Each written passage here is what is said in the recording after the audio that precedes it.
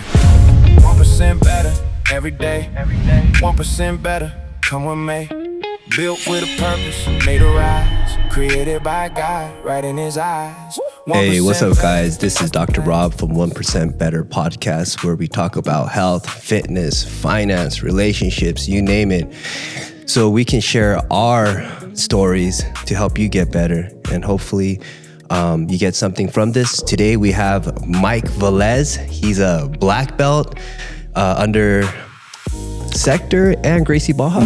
Well, black belt's under Rafael Oliveira. Okay, and he's been training a lot longer than I have, and he is a currently real estate agent, specifically in Chino Hills. And interestingly enough, he used to be a magazine writer, so he has a lot of experience in authoring and creating creative magazines.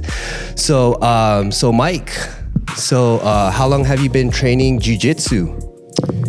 So let's see, informally, 2008, my buddy Aaron and I, we used to go to this gym in Chino Hills called Next Level. It was a boxing gym. Mm-hmm. And we started boxing, like Western boxing. Mm-hmm. And we liked that a lot. And we would go to other gyms together, and other boxing gyms and spar and do stuff like that. And I remember we went to this one out in Riverside. I don't want to say the name, even if I could remember that, I don't want to say the name. And the instructor, we were pretty novice, maybe 6 months in. And this was a Muay Thai class, and we started, it was after the class, and we were sparring, and I was sparring with the instructor. And before I could blink, roundhouse kick to the head. I'm like, God. Oh man. And if you've ever boxed, it's like, you want to go 50%? Yeah, well, let's go 50%. And 50% becomes 60 and 70. Yeah. Before you know it, you're trying to kill each other. I'm like, oh man, this sucks. It's fun. I mean, I can take a punch, but isn't that the number one lie in jiu-jitsu is, hey, let's flow roll? Well, but in jiu-jitsu, it's a little different. As far as, I knock on wood, my injuries for 16 plus years are pretty minimal, where I imagine if it was Muay Thai or boxing, that wouldn't be the case. Mm-hmm. But I was driving home from work one day, and I saw a sign for Gracie Baja in Chino, Chino, and pulled over and walked in, and there's this guy sitting behind a card table. Mm-hmm. And that was my professor, Rafael, yeah. And immediately signed up. I called my buddy Aaron. I said, hey, you got to come check this out. He came over that day, signed up, and we both started in 2009. Ooh. So April 2009, I think. So you're an entrepreneur ever since I've known you. And you walked into my office, and we did some dental work, but I remember you had a jiu-jitsu shirt on, and I was getting back into my journey. And I was like, man, you do jiu-jitsu? And then you're a brown belt. But back then I thought brown belts were so cool. I'm like, oh, this guy's a brown belt, and he has his jiu-jitsu magazine. Let's talk about the jiu-jitsu magazine and how that became into real estate. So prior to Jiu-Jitsu Magazine, back in 1995, my dad and I had a retail hobby shop in Rolling Heights. Mm-hmm. And we were into radio control cars before that. Okay. When I was fifth grade, I think I got my first RC car. And back then, this was the mid 80s, and they got really popular. And that entrepreneurial thing, my dad he used to sell cookies for Mother's Cookies. He would drive a cookie truck. Every now and then I'd get dropped off at school coming out of the cookie truck. And was it an ice cream truck with the music and everything? No. So the kids come out? No, it was delivering to grocery stores and stuff. Oh, okay. So during the summer, I'd go to work with him and help him stock the shelves and do all that stuff. And, my dad was getting tired of that. And he's like, I want to do something different. And we were into RC cars, and he tried to buy a hobby shop that we used to go to all the time from this guy, and he wasn't really interested in selling. So we opened one up. I remember my junior year of high school was pretty much, as soon as I got out of school, I'd open up the store. And we had a retail hobby shop I think we had it for 7 years, but it kind of got me into, but before that, we did an OEM company for RC car parts and like motor cleaner and stuff. And so at 14, I was like ordering chemicals from a supply company in Chino. They would package it. And then I'd be calling stores and getting orders. And then on the weekend, we would go and service the stores or send out stuff. And then in 95, I started a magazine about radio controlled cars. Oh, interesting. Okay. And that, it took a little while, but it kind of took off. So 95, like AOL was pretty much the only internet that was out there. Was that 56K? No, not even that. It was like 2,400 baht or whatever. Yeah, that was before that. It was.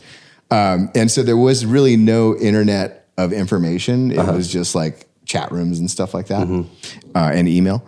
And the magazine kind of took off, and I grew that to, at the peak of the magazine business for me, it was like 2008. And we had three magazines. 2 were monthlies. 1 was a bi-monthly. We had 16 employees. Wow. And we were doing about $3 million a year. Oh, wow. So business was pretty good and margins were pretty solid.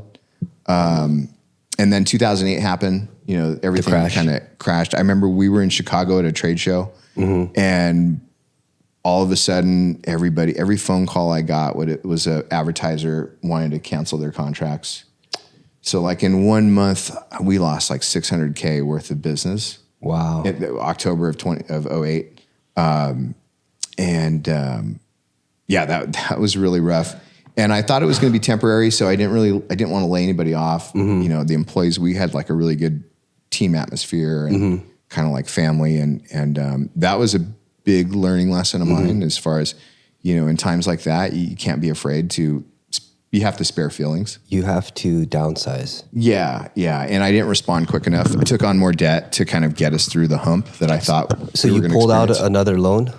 You know what? Actually, I had a second on my house, and so you took out on your house. I was drawing from that, and then that was a really rough time, like 2009 or 2008. I can't remember exactly when, but I think I had like $100K worth of balance still to go, limit, and then I got a letter and like, oh nope, that's gone. So we're just going to convert this into a term loan, and a few credit cards that happened to, or business loans that I had turned into that. So it was a really difficult situation. And we ended up kind of winding down the hobby business, the hobby magazines. You and your father? No, my dad wasn't involved at that point. This was me and my crew that we had for the magazine business. And I think in 2009 is when I got into jiu-jitsu. And then a couple of years later, my buddy Aaron, he's like, dude, you got to start a magazine. Because the magazine, there was Gracie Mag. Yeah. And there was one other that came out, and it was pretty cool. I can't remember the name of it. And I reached out to them. I'm like, hey, I've been in the magazine for business for, I don't know, at that time it was like 20 years, or maybe not that long, 15 years. And I'm like, hey, I'd love to help you guys and work with you. And they're like, no, we're going to do our thing. I'm like, okay. I'm going to warn you. I'm most likely going to create a magazine. So they're like, oh no, bring it on. Competition's cool. Super cool people. I can't remember her name. It was a husband and wife team. It wasn't like a karate magazine. No, it wasn't a karate magazine. It was a jiu-jitsu magazine, but it was pretty good. And we came out with Jiu-Jitsu Mag. The first issue was in 2011, and Alicio Silva, I can't think of his last name. His son ran the NABJJF. Okay. They're still around. Yeah, they're still around. Yeah. So he was on our first cover, and I didn't know that he was kind of a controversial figure with some of the Brazilians. Yeah. And it actually worked out really well because there was a lot of, like, the people that saw it in the grocery store, that had no idea. A very low knowledge bar of jiu-jitsu. It was perfect for them, and that's who we were targeting. But some of the black belts that had been around the politics, the fact that we had Alicio on the cover, like, it was controversial. I can't remember the details, but so we were able to attract that kind of hardcore audience. Was it the Braulio Estima? No, that was a different. That was a different controversy. Okay. But it worked out really well. I think on the third cover we had Eddie Bravo on the cover. Yeah. And that was another one that like got right everybody there. talking. So, and at that point in time, this was like 2011. The internet or social media was starting to become a thing. Mm-hmm. So, and that was kind of the benefit of the magazines before. We were the only influencers out there. You dominated the market. Yeah, like if you wanted information on whatever it was, so back in the early 2000s, it was magazines. Yeah. And when the economy took a dive and budgets got cut, it completely changed the magazine business. And it was kind of like looking back, I was handcuffed by the legacy business. Like looking back, I should have Pivoted. stopped everything having to do with print and immediately gone into a digital first situation. But you've got cash flow, you've got your expenses. The magazines were what were paying the bills, and to look at something so untested at the time and like burn the boats. Yeah. It was a decision that I wasn't willing to make. And looking back, I wish I would have. I had a friend, Brad McDonald, and he was a publisher for Transworld, like motocross, skate, BMX. He got bought out. He had a BMX magazine that he got bought out by Transworld, which is was a big company at the time. And he like left the business and he started a company called Vital Media, and same content but 100% digital. And I haven't talked to Brad in a long time, but I looked like he was doing pretty good for a while, and he was like completely digital. And I talked to him, or we went out a couple times, had lunch, and it sounds like it was a good decision on his part. But all these magazines that are gone now, they might license the name to somebody to, just for credibility. But I've yet to really see anybody I mean, when I go into Barnes & Noble, I don't see a lot of the names that I used to see. Can we put up the article in BJJ Mag? There you go. There we go. That is my first article.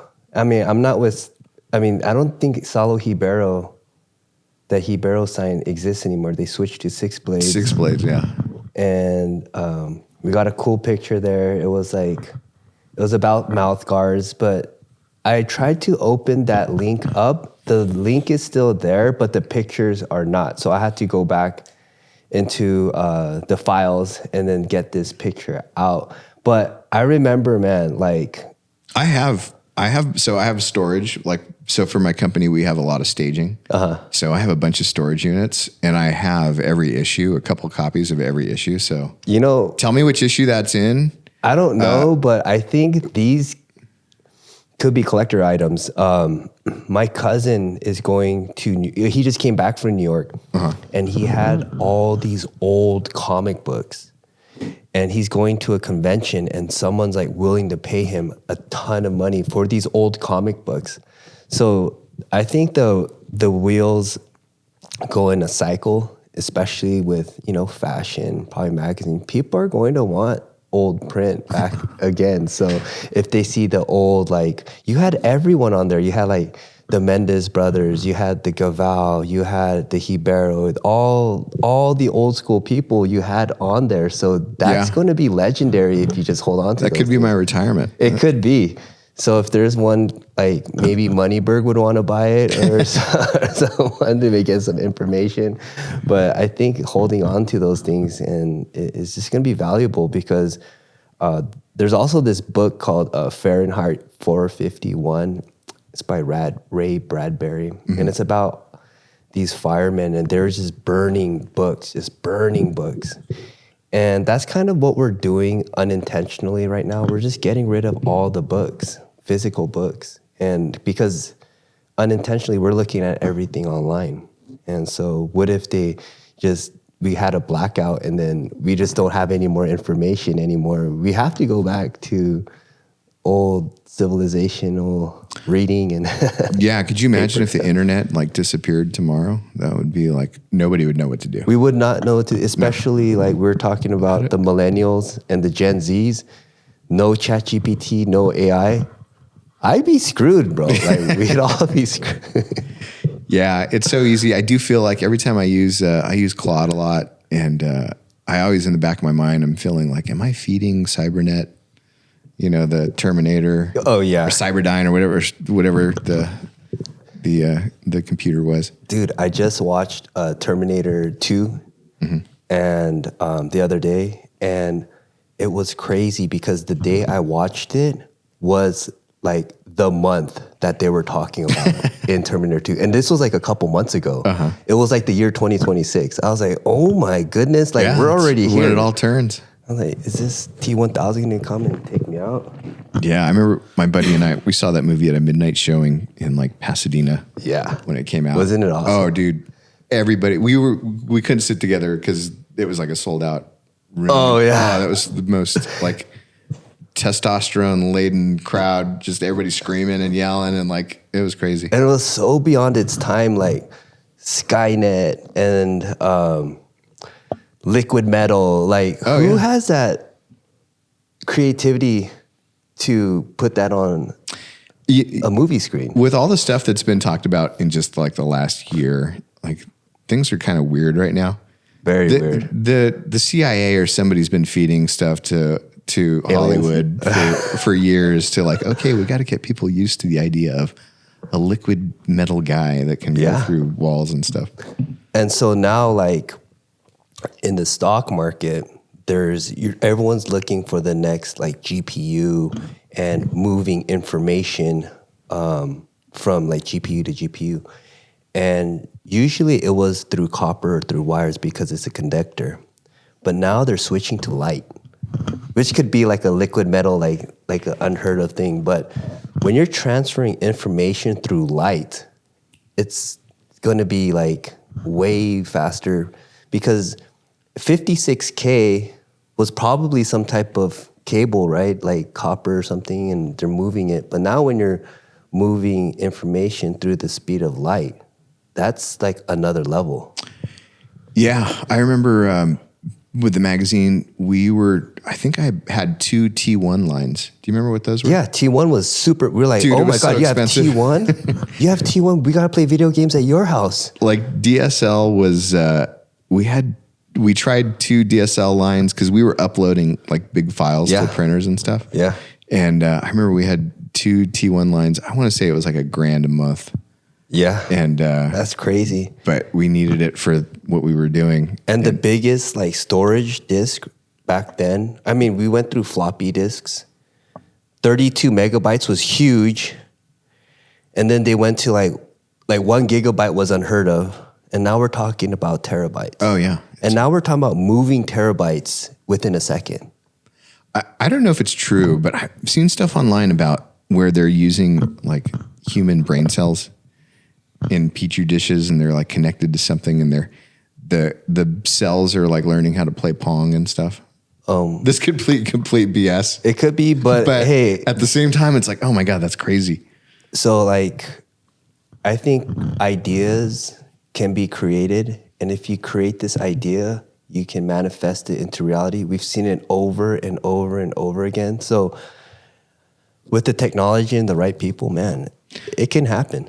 Yeah. I mean, look at like SpaceX landing rockets, how the way they that? land is exactly ridiculous. Yeah. Elon Musk he's crazy. One of the other things that we're entrepreneurs, so we take time seriously. And a lot of my friends, they ask me, man, Rob, how do you have so much time doing this, doing that? Jiu-jitsu and training and your health and your family and going to Australia and then going to Korea, then going to work on patients and all that stuff. But I'm thinking the same thing about Elon Musk. Like, you have 24 hours a day and you just IPO'd a multi-trillion-dollar company and you just created more work for yourself. How, everyone has 24 hours a day. It's just, how are we going to use that time, right? So time, I believe, can be controlled by technology and just our intention of using it, right? So I look at an airplane as a time portal, Because before, back in the day, there's no way you can go to Australia, back to Chino Hills and do all that stuff. But when I'm in the airplane, I'm like, man, I'm like literally in a time portal. Because when I came from Australia, I left Australia like on a Monday, and then I came back to LAX, and it was like a Sunday night or something. I was like, dude, it's crazy. When you say an airplane is like a time portal, I think of the old days before the internet. It was like an escape.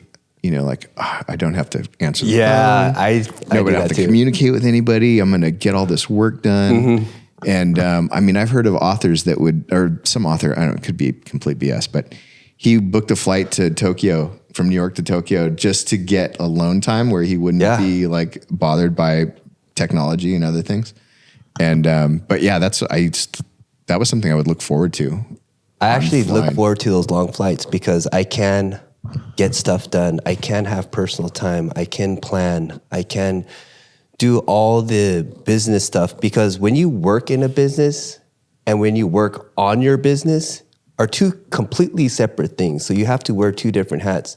When I'm on the plane, I have the intent of working on my business, like dashboards or planning, doing that visionary stuff, which I would never get to do when you're in the thick of it, blowing out fires all day. There was a time that I would knock out, so I can't think of Cunningham. There's a book called The Road Less Stupid, I think. Last name is Cunningham, the author. And he has this thing called thinking time, and just setting aside a certain amount of time each day where you're not on your computer, you got a pen and a piece of paper, and you're just thinking. So whatever is on your mind, you know, you can dump out those ideas and kind of let your mind, without distraction, kind of focus on things. Yeah. And I used to do it. I don't know why I don't do it now, but setting aside some time where you can just kind of be by yourself, alone in your thoughts, kind of like meditation time for your business. Man, that sounds so appealing. I'm going to have to work that into my schedule. So it only takes literally like 10, 15 minutes from you know, all the people I hang around with. My mentors, like they will just 10, 15 minutes, get it down in their own room with a pencil, and they write it down, and they're just like jotting ideas down. And when you look back on it in a week, it does something. Oh, I'm sure.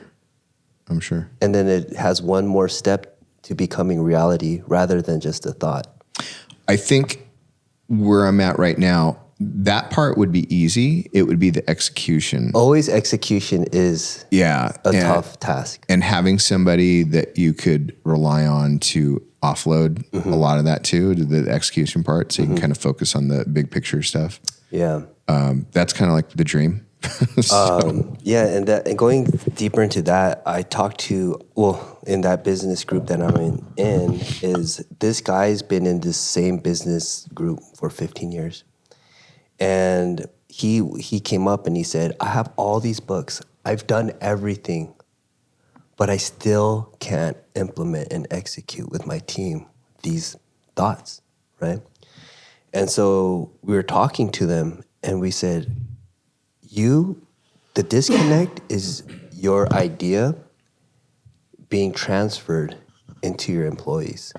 So you always have to be checking in on them, making sure they understand what you want. Because if you want to go north, but they don't know you want to go north, and usually that's the thing, they don't understand what your true vision, what your true goals, what your truths are. It might be a number, but it might be something else. Then that's where the disconnect becomes. And then that's when it's hard to execute on a grand scale. Because if you look at like Elon Musk, his plan is being executed all amongst, I don't know how many employees he has, but he's very clear with his vision. He's very clear with the execution. He's very clear with the ideas.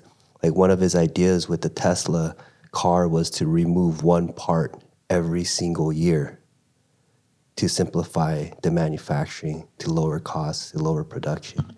And that's just such a simple idea where it can hit every person along the line.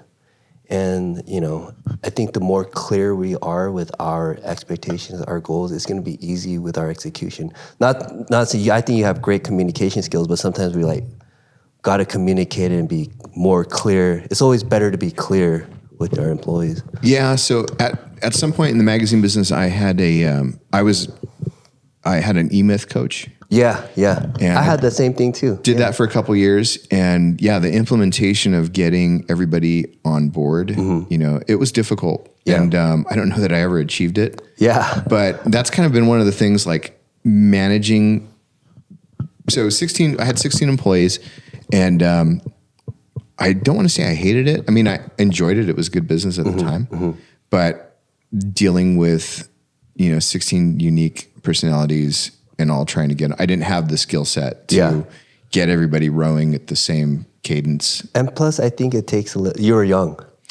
Well, you were young, right? And now we have more wisdom. Yeah, you would hope. So my business currently, I own the brokerage, and I only have one person kind of that helps me out.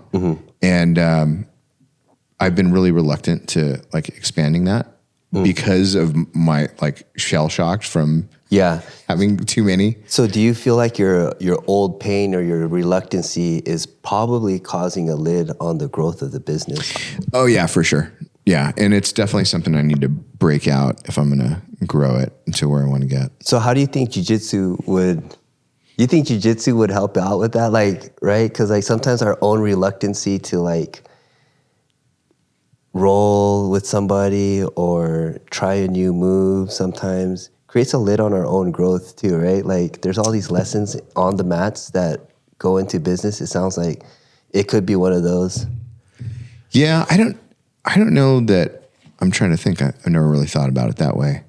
But as far as the jiu-jitsu, it's definitely changed the way I think, and just trying to problem solve and staying not calm, but there's nothing that can happen that's life or death in my business, right? Exactly. It could cost money. Yeah. But that's not the end of the world. It's just money. Yeah. And as far as the jiu-jitsu has taught me, like even the worst position, used to have this guy, Joe, great training partner, big dude. He was like maybe 285, and he was like a college football player. So he moved really well. And oh man, being under him on mount was like the worst nightmare. Yeah.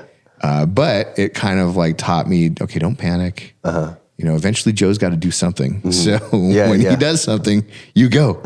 And that's what I tell my students. I'm like, transitions, like, when you feel stuck, wait for them to do something, and that's going to be your opportunity to move. Yeah. And that translates into so many things in life. Like, if you're playing the stock market, well, when the market shifts from bears to bulls or vice versa, that's your opportunity. Yeah. And sometimes you don't know when it's transitioning, and you have to make that moment. So like when you're under his mount, were you just sitting there and waiting to make the move, or were you actively trying to create space to make the moment to make the escape? So this was probably like, Joe was probably like purple to brown in that area. And I would try to escape, but he was big, strong, and good. And so that was kind of tough. But it was one of those things, once I did get out, and I most of the time I would get out, but no offense, Joe. But eventually I would get out, and it was like, okay, I do not want to make that same mistake. I do not want to go back there. So I'm going to put 100% into not getting back in that position. Yeah, 100%. Yeah. And that's kind of a tough thing. Like I do find myself making some of the same mistakes in the previous businesses and this one. And it's like, didn't you learn? Yeah. It's like, think of Joe. You don't want to get underneath him again.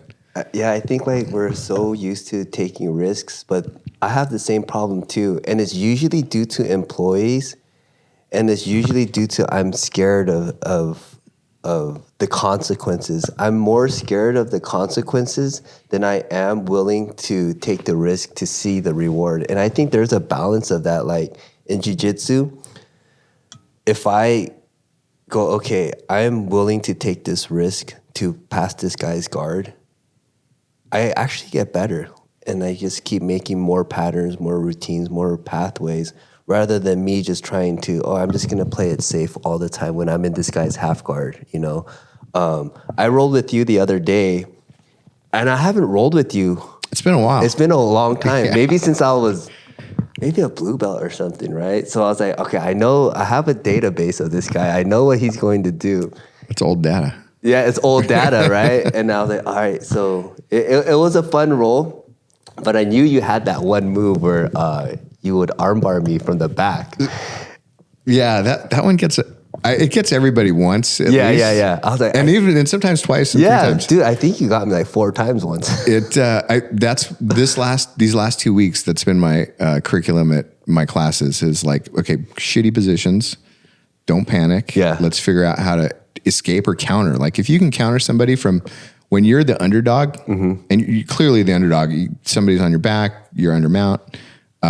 If you have something in your toolbox that you can surprise them with, it changes everything. Now they're not looking at that as an advantageous position. Yeah. Now they're looking at it as a cautious position. Yeah. And now they're not thinking about offense as much. So like that armbar from the back, I think there's lots of things I've learned from other people. This one, I don't know how I did it. It was just like, maybe I saw it on YouTube and a few days later it clicked. It's so effective. But it's super effective. I've been adjusting it. Actually, we did an article with Josh Barnett and I showed it to him. I'm like, hey, what do you think of this? What would you do for different? And he gave me like a couple little tips on what to do. Changed everything. Not changed everything, but made it that much better. Yeah. And I teach it to all my students and I barely ever see them do it. I'm like, guys, you got to use this. Yeah. So one of these days I'll post something online. I use it sometimes when I'm like in a truly bad position. So what it is if you guys ever roll with Mike here, I'm gonna blow your. Well, don't give it away now. Now I'm screwed. If you take his back, just watch out. Just watch out for your arms because there is an arm bar from the back. There's a couple. There's a couple. Yeah. So you're not safe when you're on his back. Just FYI. But that's being said, how do you like, has jiu-jitsu built you like humility? Like, what do you think about humility, jiu-jitsu, and entrepreneurship? How would you interconnect all of it? So humility, for sure. It's tough to have an inflated ego when somebody's just dominating you. It happens, especially with the magazine. I got to learn, that was a huge blessing, is if they were in the upper echelon of jiu-jitsu for those 8 or 9 years, I got to meet them. I got to talk to them. I got to ask them questions that I had. And that's been huge. I mean, it paid the bills for quite a while, but it really taught me a lot of different things from different people in different aspects. As far as humility, everybody says leave your ego at the door. Yeah. But you know how it goes. Yeah. You want to smash everybody. Yeah, exactly. You want to smash them and let them know. Yeah. Want to surprise them with the armbar from having them on my back. And, so that's the fun part. As far as business, I think of Jocko's book, Extreme Ownership. And I honestly try to practice that as often as possible. There's times when it's very difficult, but that's kind of like a guide, So in jiu-jitsu, if you got me in a bad spot, I screwed up, right? I, at some point when you know enough, not enough, you're never going to know everything, but there's mistakes that happen, you can't blame anything else. Yeah. You've got, even if you have an injury, well, you knew about the injury, you should have done something different. Yeah. There's always that. And that translates into business. Like, I've made mistakes and, with clients, I posted a story years ago where I messed up the date on when house was going to have to get out of their house and their new one was going to be ready. It was kind of a big deal, but I was ready to eat 10 grand worth of expense. So can you kind of dive into that story? Like, how did that happen? And what are the consequences of that? Well, luckily everything kind of worked out. So, talk about manifesting. I guess I manifested a solution. It was a family in Eastvale, had sold their house and we were set up to they were going to concurrently buy another one when that one closed. And I just screwed up. I don't know. I didn't pay attention to something. So for like a home buyer, if you sell a house, how much time do you have to get the other house? Because I know there's tax implications and all that stuff. Well, there was no tax consideration on this one, but it was having to do with just when they had to vacate their house they were selling. Okay. And when their house that they were moving into was going to be available. So you're a buyer seller for both sides? Yeah. So I was the seller. I represented them on the sale and on the purchase. Okay. And I just got the math wrong on when they were going to be able to move into their new place. Oh, wow. So as soon as I discovered that, we tried to resolve it through the parties and we couldn't come up to a resolution. So I was looking for Airbnbs and like paying for their moving storage and everything. Like it was going to cost like 10 grand to keep them from being homeless. Yeah. And luckily I can't remember how exactly it resolved, but it all worked out. Yeah. So I think I got some extra days from the buyers and I got some extra days from the sellers, leaving a little early and the buyers taking possession a little bit later. It all worked out. And I remember I recorded a reel about that and my clients, they reached out and they're like, oh, we knew you had, you were going to take care of it. And, and that was kind of a case where, you just got to own it. Nobody to blame but myself. Clearly. Yeah. So. Yeah. And I think not only did you manifest it, like when you take accountability, you're willing to take action to fix the problem, right? Yeah. Because we all know that problems are going to happen. We're not perfect, but as long as if someone trusts you, then they know you're willing to take the steps to fix the problem. And that's where, trust and relationships come through. I've made mistakes too. And then I'm like, oh, but everything is fixable. Everything is within time. You can manifest a solution. So that's awesome, man. What do you think is like in real estate, like in jiu-jitsu, you own a black belt, right? When do you think you achieved your black belt in real estate? Selling the Bel Air home. What is it? So I got my broker's license in 22 or 23. And that's just kind of like a higher level of knowledge that test you have to pass. It's a much tougher test. But I'm always learning every day, That's the mindset. So I have a pretty open mind. Like I have routines and I have things that I, typically do, but every now and then I'll come up with something new or somebody will show me something new. Like without getting too deep into it. But I came across this guy, Jonathan Harris, out in Tennessee. He has a brokerage out there and he has a new kind of way. It's not really new, but he put a lot of things together in a certain package of how he gets kind of a certainty for his sellers to get the home sold within 14 days and for the highest price that the market is willing to pay. And I paid him a decent amount to kind of like get behind the curtain and see exactly how he does it.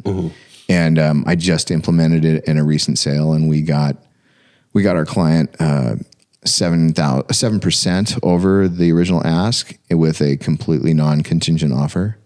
So the buyer basically, when they signed that offer, they had no out unless they were going to lose their deposit, which in this case was over $30,000. So, and that's pretty rare. You don't see those completely non-contingent offers, but I just ran his system. I mean, we adapted it kind of for our market. It's a little different, but, and the first time out, it scored a home run. So it paid for itself, whatever. Oh yeah, for sure. And my clients, they're actually moving to Tennessee. Unfortunately, they're not using Jonathan out there, but, they were able to make their moving arrangements. They had a grandbaby that was born on the 17th and we closed on the 18th. And that was all because of the way that we did it. There was a lot of, we knew exactly when everything was going to close. We got to pick our buyer.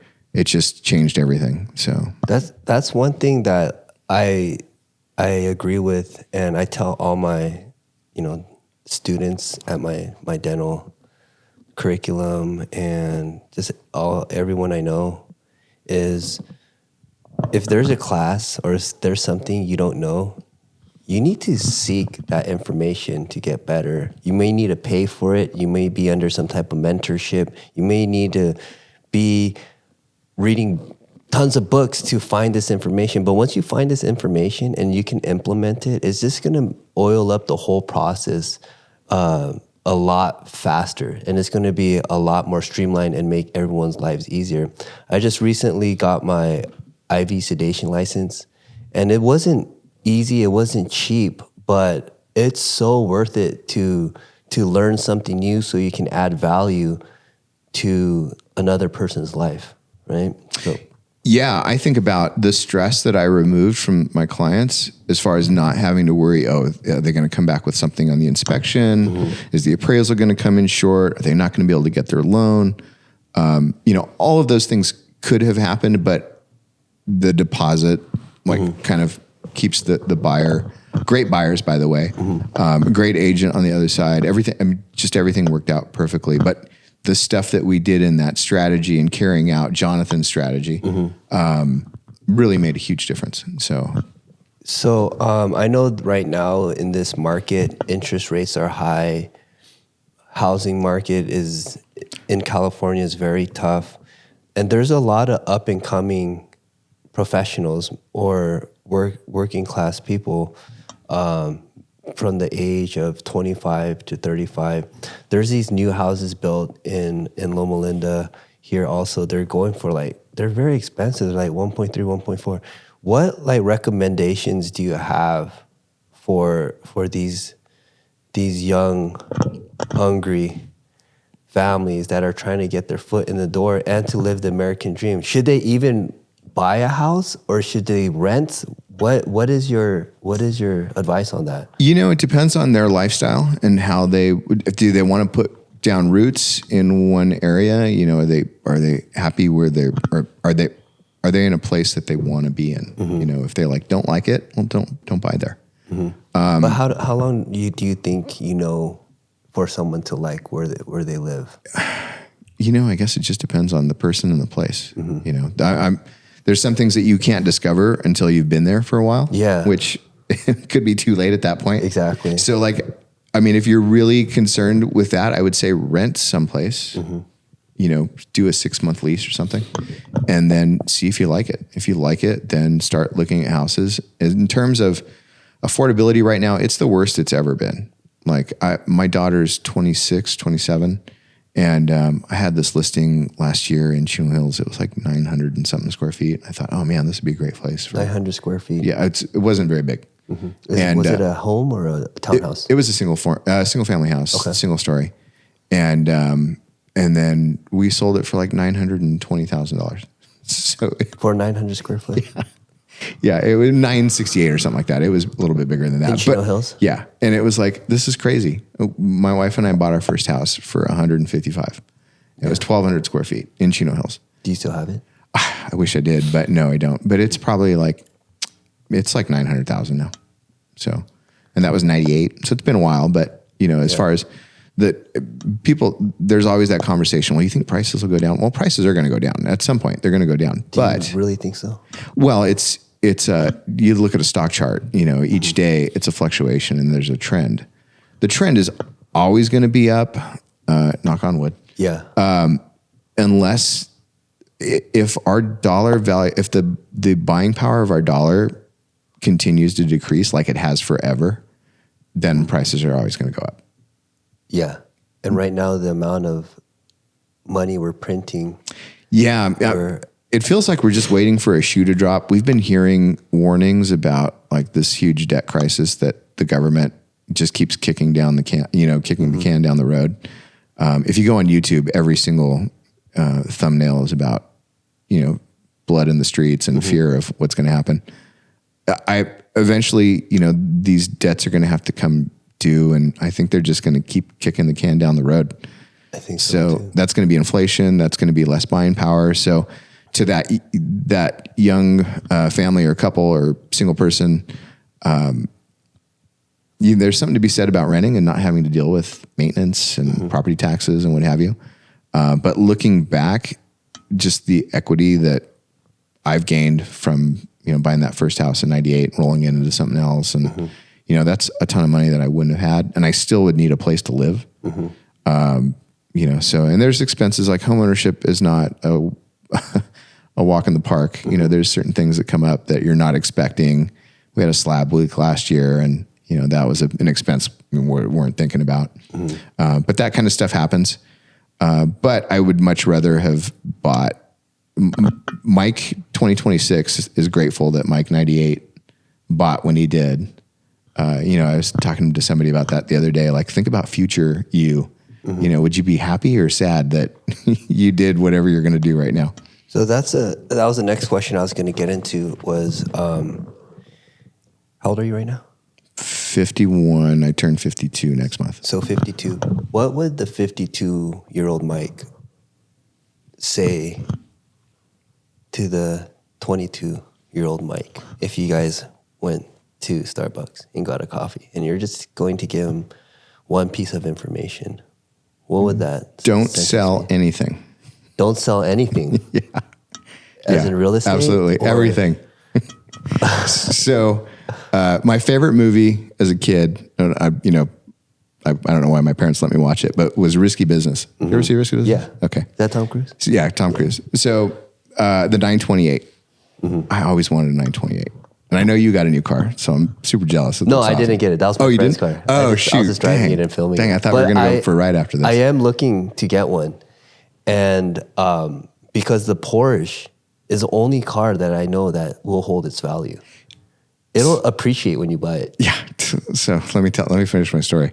So in, let's see, we were at the house we bought in 98. So maybe in 2000, I found a 95 928 GTS. Last year they made them manual transmission. Oh. There was 13 of them in the United States. 13 that were black. It was black on black. And I paid $44,000 for it. And this was my dream car. I'll still to this day, I remember driving it home. I bought it from some dude in Century City. How old were you again? So 2000, like 26. I was young. So had a house, had my dream car. And I had it for like 3 years. And I ended up selling it to buy an E55. Remember when they came out? Yeah. I'm like, oh, this is so cool. I want to get that. So I sold the Mercedes. I sold the 928.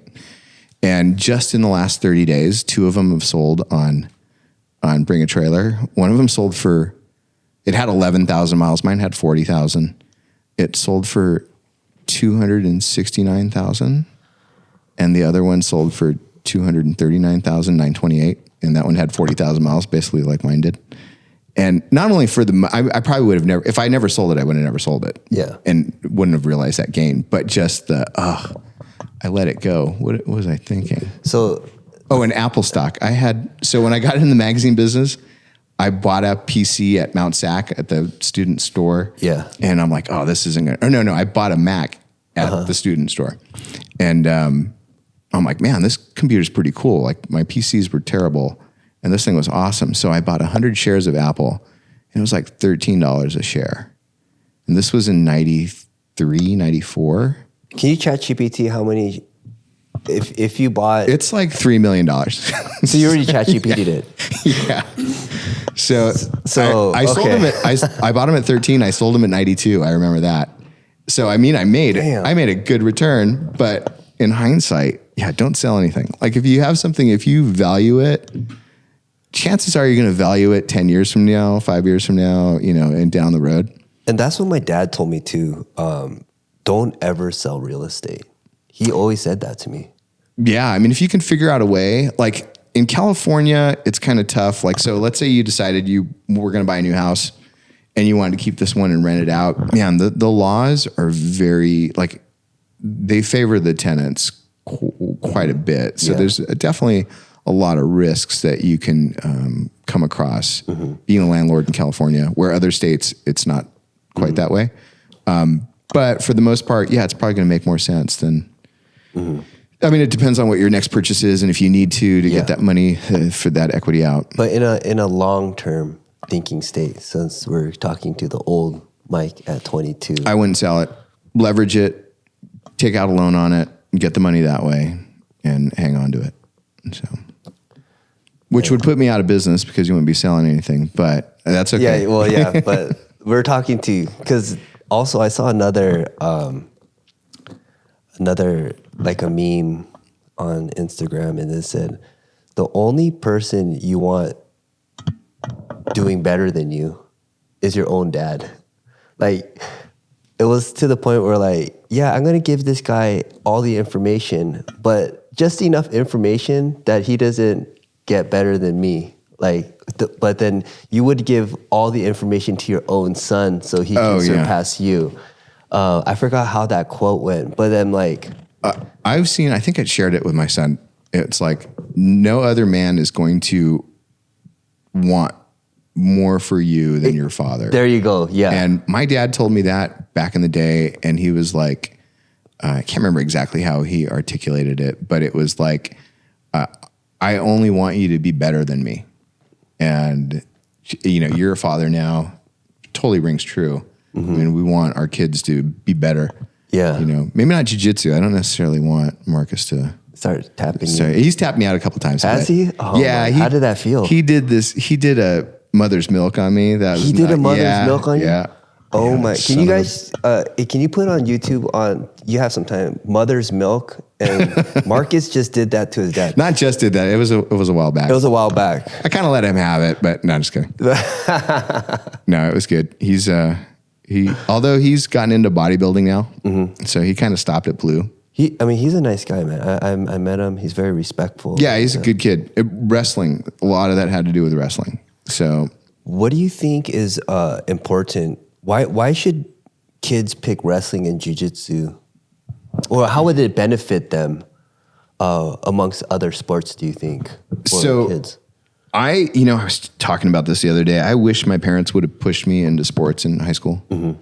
I think I went to a soccer practice. I was going to play soccer, and all they did was run. I'm like, I don't want to run. Yeah. So like all day long. So I didn't do it. I wish my parents would have like said, no, you're doing it. You're just going to run. Yeah. Yeah. Cause I had a conversation with Marcus about, he did a wrestling camp before his freshman year, and he hated it. He wanted to quit. And I was like, you signed up, you're going to finish the camp. I don't care what you do afterwards, but you're finishing the camp. Let's watch this mother's milk. Cause I think, okay, so I don't know if he did this exactly to you, but I know you're mounted, right? It's terrible. And you get one arm up? You can do it from all kinds of different positions. I did it with my shoulder on one of my students Thursday. Do you like to have did he have the arm in on you, like a head and arm? Or, okay, so you just covered both heads. You're basically just covering your mouth and your nose. So he just motorboated. It's like a motorboat. Pretty much. Yeah, that's a polite way of putting it. And you tapped. Yeah. I mean, it's it was pretty miserable. Okay. Yeah. So, I got one of my students on it Thursday from the bottom. Again, the theme last week was, counters from crappy positions. Yeah. And, sorry, Morgan. But I got it on that. So what were we talking about? In my old age, I don't lose my train of thought. We have short-term memory. I don't know how we got to motorboating. So he's into bodybuilding now, and he wants to do a competition, and I hope he does it. He can outlift me like all day long. It's crazy. Do you think if your parents pushed you and just made you run in the soccer field and just said to do it, it would have? How would that have helped you out? That's later? why we're talking about. So, you learn from adversity, right? And so, I've not been a wrestler, but I was around the room, and it was like, fog on the windows and horrible atmosphere, horrible as in hot. And it was like shared misery between these guys. In fact, when he graduated and wrestling was over, he missed the shared misery that they had. And that's when you kind of like strength, like that, steel sharpens steel, or whatever the saying is. Iron sharpens iron. Yeah, you need that adversity to kind of like strengthen yourself. I mean, that's building muscle. I mean, you're breaking yourself down to get that regeneration, and you're stronger on the other side. So not only is that a physical thing, that's a mental thing. You know, the more you have people that go through something like, a prisoner in a prisoner of war or something like John McCain, you know, the years that he stood in there, I'm sure that he was a tougher, stronger person, you know, in every aspect of life from that adversity. Now, not recommending you go do that, but you know, they talk about, you know, working out first thing in the morning, because, you know, at least you got that done. You know, it's an accomplishment. And that's how I feel when I, you know, even if there's, I go to a CrossFit gym 3 days that I'm not teaching. And sometimes the workout's like, oh, this is going to be miserable. Does a coach kind of like guide you through the workout, or are you just doing it on your own? No, it's a group led thing. Yeah. Before that, I used to go to the gym all the time, and then I got shingles back like maybe 13, 14 years ago. And I couldn't train jiu-jitsu because my face, it was like this quarter of my face was like covered in shingles. And it, for months, it hurt, like if touching it. So I couldn't train jiu-jitsu, and I'm like, I got to do something. And if I went to the gym by myself, I'd do bench press and, you know, squats, the stuff that I wanted to do. So I signed up with a CrossFit gym, and it was great. Told you what to do. Like, it wasn't easy. It wasn't impossible, but it wasn't easy. And I didn't have to think about, you know, what should I do today? Yeah. And so I still go to this day. And I mean, I'm not Mr. CrossFit, but I get a good workout in it. It feels good. And there's something about the accountability thing where like someone's like, oh, I'm going to go to the gym. And if you don't have the discipline or the routine or the curriculum to get yourself through the gym, you're probably not going to see the results that you want, and you're not going to see them as fast as you can. I think that's where, like, you know, jiu-jitsu, you're inside a room and you have an instructor, or CrossFit, if you're doing it with a group of people and they're pushing you, and you have a coach and an instructor, that part is huge just to kind of get you through it, to get your heart rate up, because they're going to bring the weather to the storm. They're going to bring the adversity, and they're going to make you feel like you're getting a good workout. Because when I go to the gym by myself, you know, it's easy for my own head to say, oh, I'm good right now. I'm maybe at 60%, but yeah, it was a good workout. It was great. And then I'll just go home. But rather, if I'm rolling hard and I see Mike's gonna try to bring, you know, his A game to me, then I'm like, okay. After that training session, I'm like, man, I'm gassed. I'm sore. I'm super tired. We brought Jose to the gym yesterday, to One Jiu-Jitsu, and he was going through the drills. We were going through osotogares and then doing some light rolls. But man, he was sweating, and he was kind of put under the fire where, hey, we're going to keep him safe, but we're going to get him to a certain heart rate that he probably wouldn't get himself on his own. And in jiu-jitsu, I feel like when I run the gym, if I can do that to someone else and bring them some type of value like that in their health, man, we can change their life like that with jiu-jitsu. So, yeah, it completely changed my life. Yeah, for sure. How do you run your classes in the morning? So I don't have with Gracie Baja. We had a very strict like warm up curriculum. My class is mostly, or not mostly, it's all adults. I think the youngest I'll get is somebody like 19, 20. And I'm probably the oldest one there. So, and it's a 6 a.m. class? 6 a.m. Okay. Yeah. Tuesdays and Thursdays. Tuesdays we do no gi, and Thursdays we do gi. And the night before I get no sleep, because I'm usually up looking at YouTube. Okay, what should I teach tomorrow? Like I've got to, if I roll with you, I'll know what to do. But when it comes to teaching somebody, I want to make sure I'm not giving them bad advice. There might be some things that I do that aren't necessarily the best way to do them. So I'll like go on and I'll find some stuff that I want to work on the next day. Unless it's in my wheelhouse. And if it's stuff in my wheelhouse, then I'm like, yeah, no problem. But on something like octopus guard or something that I'm not super familiar with. So I'll kind of study that the night before.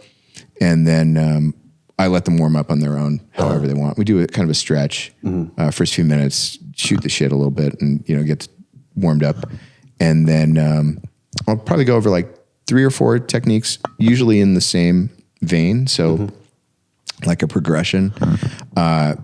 I remember even as black belt, I would go to different schools and somebody would be teaching something and it had like 13 steps.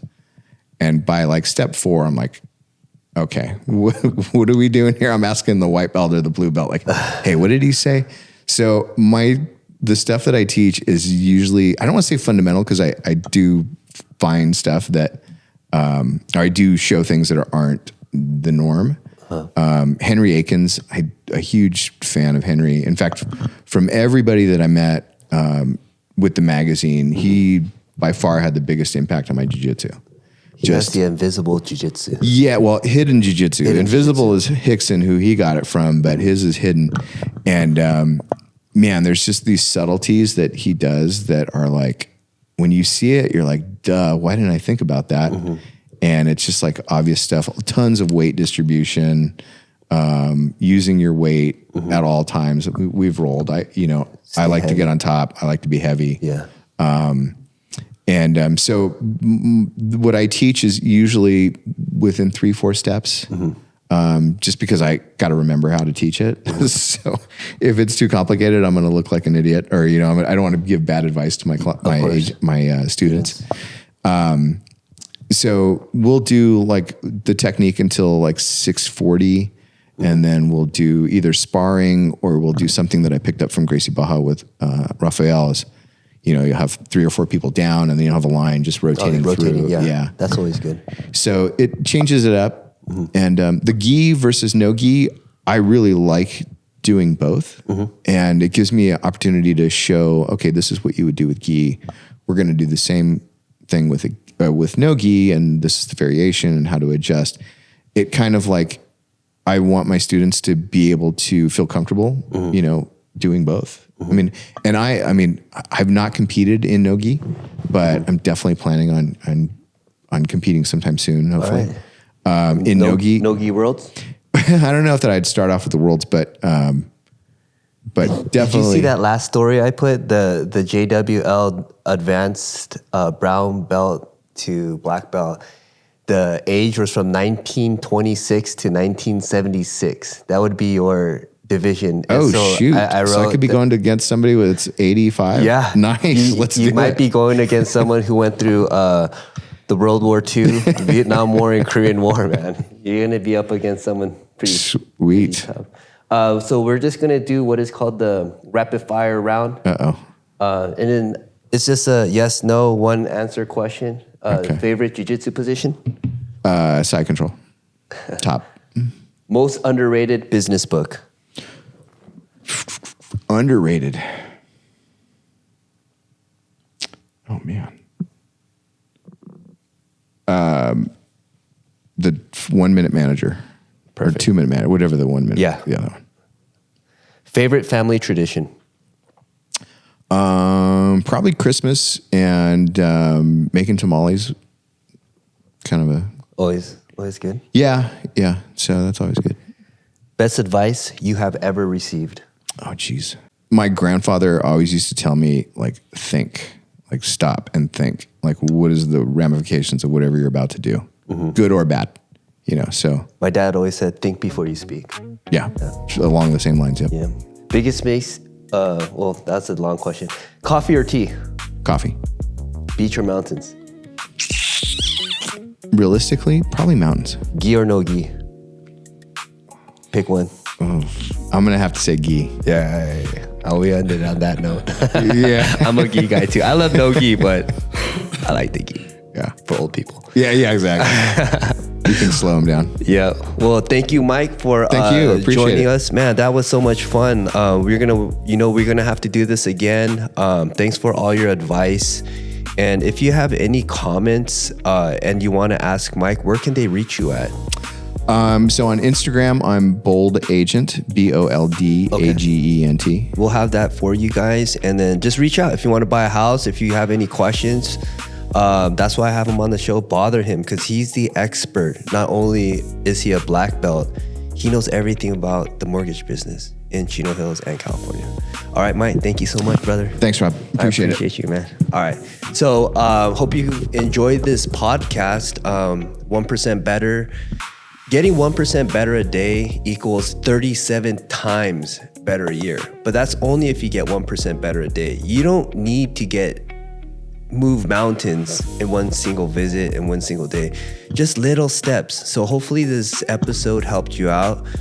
If you're on your way home or if you're driving to work, give this episode a listen and go ahead and like us, give us a follow, and we'll see you for the next one. Us. 1% better every day. 1% better, come with me. Built with a purpose, made to rise, created by God.